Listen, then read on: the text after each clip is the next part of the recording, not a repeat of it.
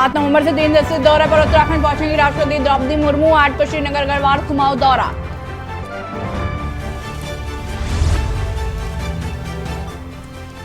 वित्त मंत्री निर्मला सीतारमण का 2 दिवसीय उत्तराखंड दौरा। जोशीमठ में बद्रीनाथ वेद वेदांग संस्कृत महाविद्यालय के छात्र छात्राओं के साथ करेंगी संवाद।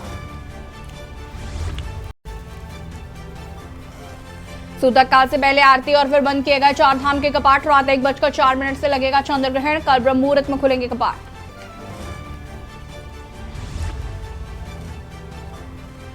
प्रदेश में 31 अक्टूबर से शुरू होगा 38वां राष्ट्रीय खेल महाकुंभ। राज्यपाल लेफ्टिनेंट जनरल गुरमीत सिंह करेंगे शुभारंभ। प्रवर समिति की 31 अक्टूबर को होगी बैठक। राज्य आंदोलनकारियों के आरक्षण के संबंध में होगी चर्चा।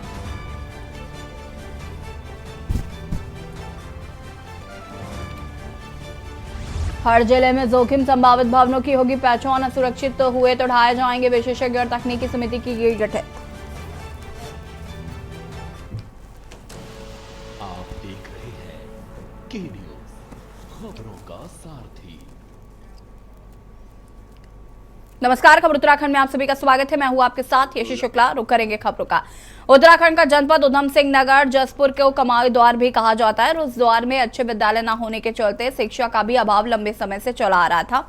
उत्तराखंड की स्थापना होने के बाद जसपुर के पूर्व विधायक भाजपा के वरिष्ठ नेता डॉक्टर शैलेंद्र मोहन सिंघल द्वारा जसपुर वासियों को शिक्षित करने के लिए अच्छे सरकारी विद्यालय की व्यवस्थाओं के लिए सरकार से मांग की जा रही थी।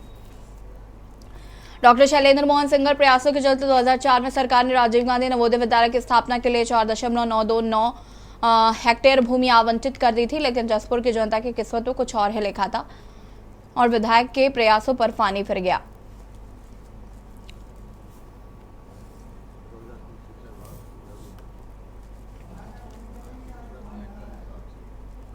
हमारे मुख्यमंत्री भानु जी का और हमारे नेता बीजेपी के डॉक्टर सिंघल जी का बधाई देना चाहूँगा, धन्यवाद देना चाहूँगा इनको कि हमारे क्षेत्र में जो नवोदय विद्यालय लेके आए इससे हमारे गरीब बच्चों को और व्यापारियों के बच्चों को बहुत सुविधा होगी। इस क्षेत्र के विकास में एक मील का पत्थर साबित होगा। मैं अपनी सरकार के सराहनीय काम के लिए पूरी क्षेत्र की जनता की तरफ से बहुत बहुत धन्यवाद देना चाहूँगा कि आप नवोदय विद्यालय जो शायद कहीं और था और डॉक्टर सिंघल के प्रयास से जयपुर में आ गया, इसके लिए बहुत बहुत धन्यवाद देते हुए चाहूँगा।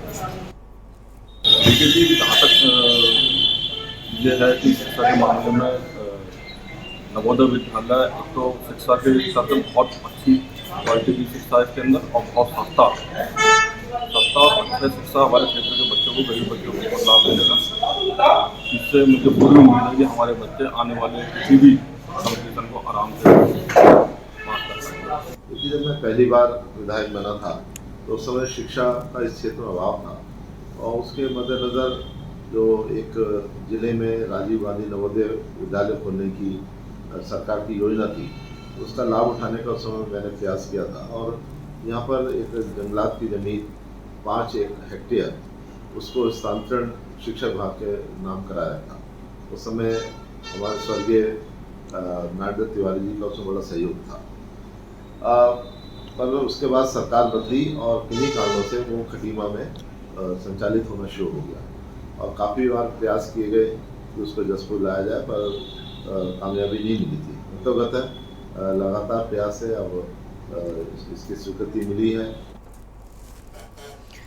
खबर काशीपुर से है, जहां पर लोकसभा के चुनावी दंगल में उतरने के लिए राजनीतिक दलों ने कमर कस ली है और लोकसभा चुनाव 2024 के लिए कांग्रेस और बीजेपी दोनों ही अपनी तैयारियों में जुटे हुए हैं। दोनों पार्टियां अपने अपने रणनीतिक और संगठनात्मक कार्यक्रमों पर काम कर रही है। कांग्रेस ने 2024 के चुनावों के लिए एक विशेष रणनीति बनाई। इस रणनीति के तहत कांग्रेस अपने पुराने गढ़ों में सुधार कर रही है।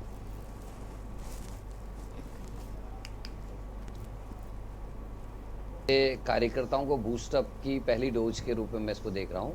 आदेश चौहान जी ने कोशिश की है कि हम उधम सिंह नगर जो पार्लियामेंट्री सीट है उसके सभी प्रमुख हमारे नेतागणों को और हमारे जो अध्यक्षगण हैं उन लोगों को बुलाया जाए और आज कुछ चर्चाएं भी हो जाएंगी। मुझे लगता है कि ये पहला कदम होगा लोकसभा चुनाव के।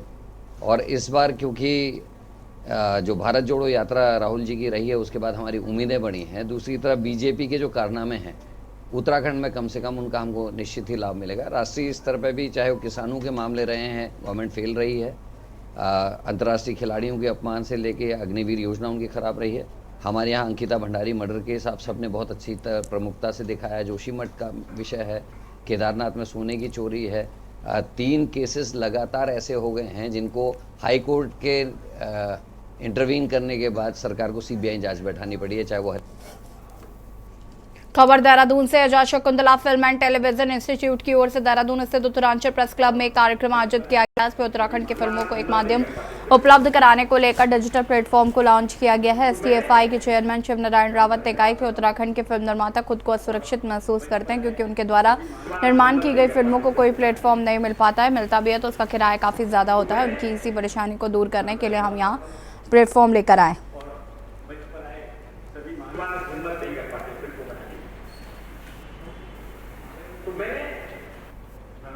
तो यहाँ पर जो फिल्में बनती हैं, उत्तराखंड की जो धरोहर है जिस पर फिल्में बनती है, वो सुरक्षित नहीं पाई गई है। मैंने ऐसा सुना है, मैंने देखा भी है कि जो निर्माता फिल्म बनाता है उसके पैसे वापस नहीं हो पाते। उसकी वजह ये है कि जब वो उस फिल्म को लेकर थिएटर में जाता है तो थिएटर का जो किराया है वो बर्दाश्त से बाहर है, वो किराया नहीं दे पाता क्योंकि सारा पैसा तो किराए में चला जाता है, प्रोड्यूसर को कुछ बचता नहीं।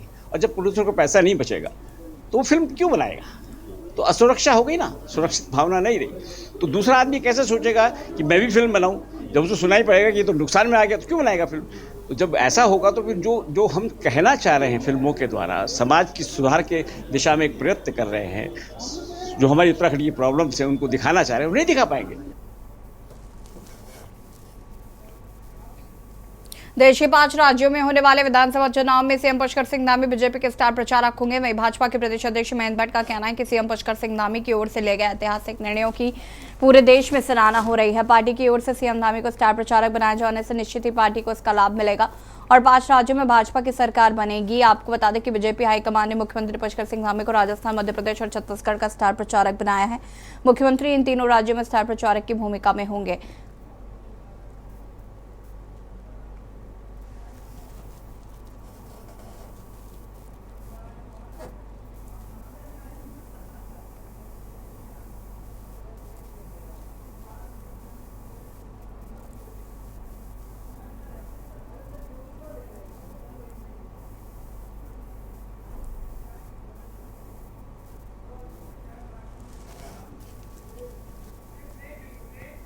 और यहाँ रुकेंगे छोटे से ब्रेक के लिए, जो हाजिर होते हैं। आप देख रहे हैं के न्यूज, खबरों का सारथी। ब्रेक के बाद एक बार फिर से आप सभी का स्वागत है। 3 दिवसीय जोहार महोत्सव की रंगारंग शुरुआत कल से होने जा रही। चीन की सीमा से सटे मिलम ग्लेशियर सीमांत क्षेत्र जोहार घाटी के रहने वाले वहां के बाशिंदों द्वारा हल्द्वानी में जोहार महोत्सव का आयोजन कराया जाता है। जोहार घाटी की लोक संस्कृति दर्शाती है। सोना जॉकी के साथ इस महोत्सव की रंगारंग शुरुआत होती है। सीमांत क्षेत्र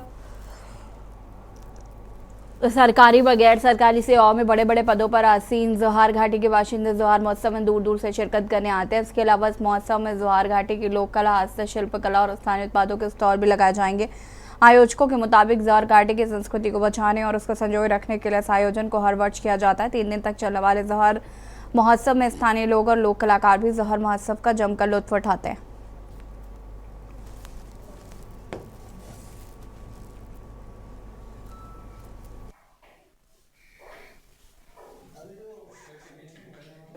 ये JSWS नाम की संस्था की ओर से हम विगत 14 वर्षों से जोहार महोत्सव का आयोजन कर रहे हैं और ये आयोजन जो है आज की तारीख में हल्द्वानी में एक अपनी खास और पहचान बना चुका है।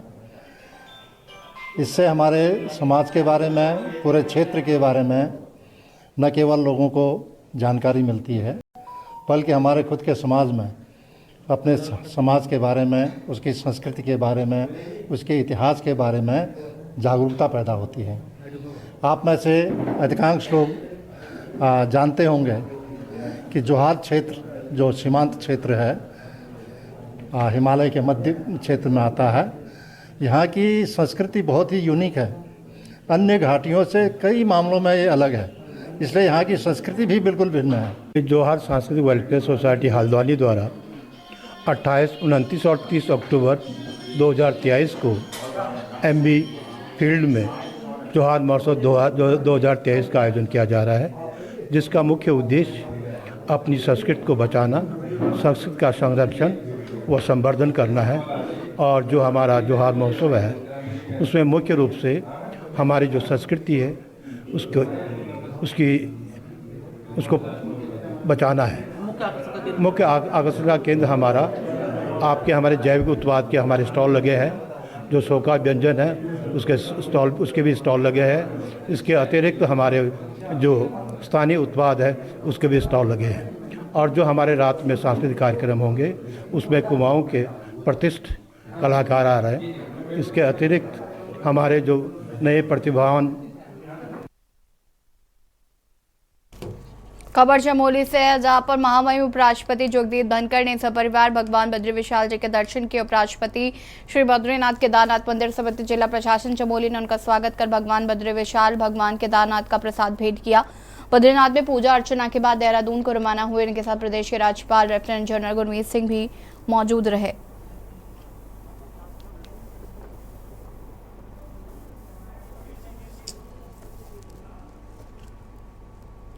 उत्तराखंड हाईकोर्ट ने उद्यान विभाग में हुए घोटाले की जांच सीबीआई किसी अन्य एजेंसी से कराए जाने को लेकर दायर जनहित याचिका पर पूर्व में हुई सुनवाई के बाद सुरक्षित रखे निर्णय पर फैसला सुनाते हुए याचिका को निस्तारित किया है। कोर्ट की खंडपीठ ने सीबीआई को 3 महीने में मामले की जांच कर निस्तारित करने के निर्देश दिए हैं। आपको बता दें कि दीपक करगेती जनहित याचिका दाखिल कर उद्यान विभाग में घोटाले का आरोप लगाया। याचिका में कहा गया है कि उद्यान विभाग में लाखों का घोटाला किया गया, जिसमें फल और अन्य के पौधारोपण में गड़बड़ियां की गई हैं। विभाग द्वारा एक ही दिन में वर्क ऑर्डर जारी कर उसी दिन जम्मू कश्मीर से पेड़ लाना दिखाया गया, जिसका पेमेंट भी कर दिया गया। पूरे मामले में कई वित्तीय व अन्य गड़बड़ियां हुई हैं, जिसकी सीबीआई या फिर किसी निष्पक्ष जांच एजेंसी से जांच करानी चाहिए।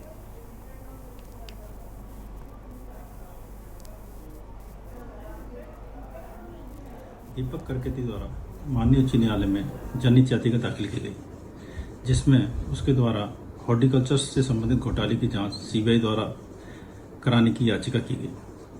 उक्त संबंध में हाई कोर्ट ने उक्त दस्तावेजों को सीबीआई से एग्जामिन करने के लिए कहा। सीबीआई ने दस्तावेज एग्जामिन करें और अपनी रिपोर्ट में कहा कि ये प्रिलिमिनरी इंक्वायरी केस बनता है। जिसके पश्चात आज उस याचिका का निस्तारण हो गया और निस्तारण के बाद सीबीआई से कहा गया है कि 3 महीने के अंदर प्रिलिमिनरी इंक्वायरी का निस्तारण करे। खबर विकास नगर से, जहां पर सिलाकोई में एक प्रेस कॉन्फ्रेंस के दौरान कांग्रेस के प्रदेश उपाध्यक्ष आर्यन शर्मा ने सिलाकोई इंडस्ट्रियल एरिया में चल रही अनियमितताओं के मुद्दे को उठाते हुए जांच की मांग की है। आर्यन शर्मा ने कहा कि औद्योगिक क्षेत्र में महिलाओं के लिए सार्वजनिक शौचालय, स्थानीय युवकों को रोजगार और सड़कों की खस्ताहाल समस्याओं को रखते हुए प्रदेश सरकार से इन समस्याओं को जल्द दूर करने की मांग की गई, जिसके लिए ग्रीन बेल्ट वाले क्षेत्रों को गलत तरीके से आवंटित कर दिया गया है, जिससे पर्यावरण पर बुरा असर पड़ रहा है। इन मामलों की उच्च स्तरीय जांच की आवश्यकता है। 80% उद्योग तो कि इतने उद्योग लग गए, लेकिन वास्तविकता ऐसी नहीं है। जब जमीन पर जाकर देखिए तो उद्योगों से यहाँ पर कई जगह कई ऐसी अनियमितताएं सामने आ रही हैं कि यहाँ पर पॉल्यूशन ज़्यादा हो रहा है और ये दून वैली क्षेत्र है, तो यहाँ बड़े उद्योग और भारी उद्योग नहीं लग सकते हैं। तो यहाँ उद्योगों के नाम पे स्क्रीनिंग प्लांट, मिक्स प्लांट, ये इस क्षेत्र के लिए अच्छा नहीं है, क्योंकि यहाँ से काफ़ी पॉल्यूशन बड़ी मात्रा में हो रहा है और यहाँ के लोगों में जो है स्वास्थ्य खराब हो रहा है। अस्थमा जो है तेजी से यहाँ के मरीजों में बढ़ोतरी हो रही है अस्थमा के। और यहाँ रुकेंगे, छोटे से ब्रेक के लिए जो हाजिर होते हैं। आप देख रहे हैं के न्यूज, खबरों का सारथी। ब्रेक के बाद एक बार फिर से आप सभी का स्वागत है। उत्तराखंड एसटीएफ और साइबर थाना पुलिस की सहयोग टीम ने वर्क फ्रॉम होम के नाम पर लगभग 21 करोड़ की धोखाधड़ी करने के मामले में एक आरोपी को हरियाणा से गिरफ्तार किया। आरोपी के ऊपर देश भर में 855 मामलों में 37 मुकदमे दर्ज हैं। आरोपी चीन के लिए फर्जी कंपनी और डमी खातों को खोलने का काम करता था। एसएसपी एसटीएफ आयुष अग्रवाल ने बताया कि अभियुक्त द्वारा वर्क फ्रॉम होम के काम में रुचि रखने वाले व्यक्तियों को फर्जी होटल की साइट तैयार कर टेलीग्राम ग्रुप से जोड़कर होटल की ऑनलाइन बुकिंग का टास्क देकर कमीशन का लाभ कमाने का लालच देता था।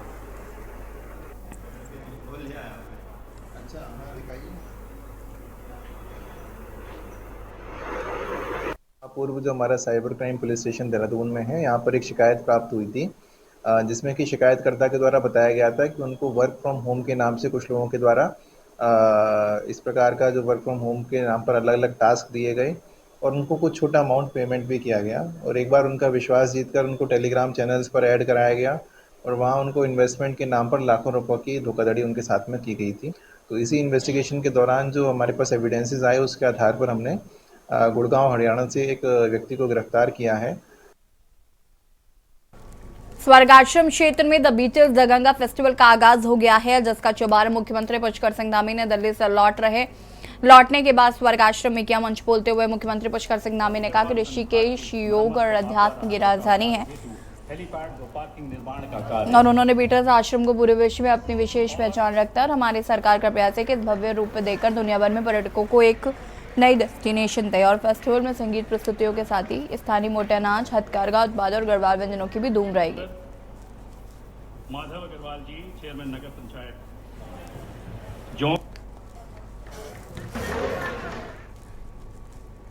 सेंट क्लेयर कॉन्वेंट स्कूल द्वारा आयोजित खेल प्रतियोगिता में सर्वे मैदान में आयोजन किया गया, जिसमें स्कूल के 350 छात्र छात्राओं ने प्रतिभा की और विभिन्न खेल प्रतियोगिताओं में अपना हुनर दिखाया। इस मौके पर बड़ी संख्या में अभिभावक और अतिथि मौजूद रहे। कार्यक्रम का उद्घाटन मनोरंजन त्रिपाठी द्वारा सैन अधिकारी द्वारा किया गया। इस अवसर पर छात्र छात्राओं ने मैराथन, रिले दौड़, ऊंची कूद और विभिन्न खेल प्रतियोगिताओं में भाग लिया है।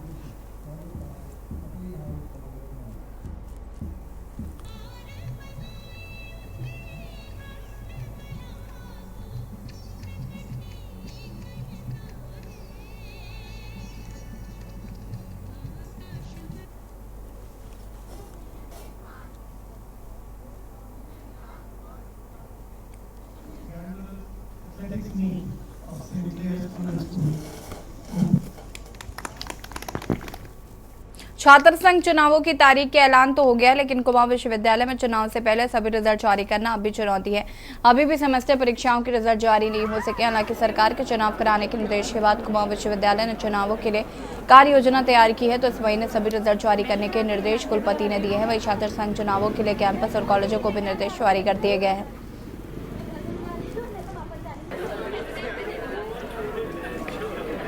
उसके बावजूद भी हम पूरी कोशिश कर रहे हैं कि सभी रिजल्ट हम इस महीने के एंड तक डिक्लेयर कर दें, नंबर 1। नंबर 2, कल हमारी चुनाव समिति की जो मीटिंग थी वो मीटिंग कॉल की गई थी, जिसमें सभी प्रिंसिपल्स को ऑनलाइन हमने मीटिंग में जोड़ा था। लिंगडो कमेटी एंड जो हमारा स्टूडेंट यूनियन का जो संविधान है उसके तहत हमने इलेक्शन को कराने के लिए कहा है। दूसरा, हमने डिस्ट्रिक्ट एडमिनिस्ट्रेशन से भी पूरा सपोर्ट के लिए रिक्वेस्ट किया है and I think we will be able to manage. 2024 में लोकसभा चुनाव होने वाले हैं। इसको लेकर राज्य निर्वाचन आयोग ने भी अपनी तैयारी पुख्ता करना शुरू कर दिया। प्रदेश के मुख्य निर्वाचन अधिकारी वी षणमुगम ने कहा है कि आज से पहले 9 दिसंबर तक व्यक्ति को अपना नाम मतदाता सूची में जुड़वाना है या हटवाना है, किसी भी तरह का सुधार करवाना है, उसके लिए निर्वाचन आयोग प्रविष्टियां लेगा। निर्वाचन आयोग 26 दिसंबर तक उन प्रविष्टियों पर विचार करके मतदाता सूची में संशोधन करेगा।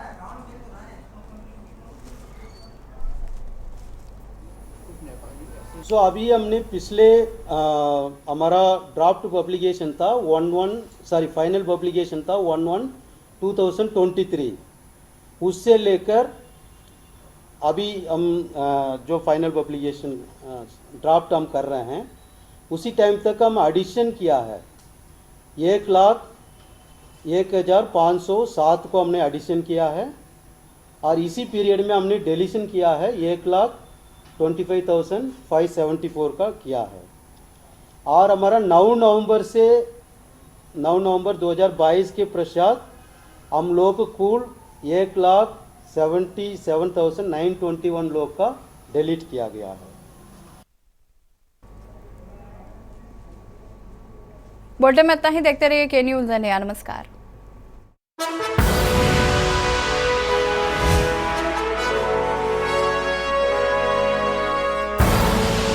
आप देख रहे हैं के न्यूज़, खबरों का सारथी।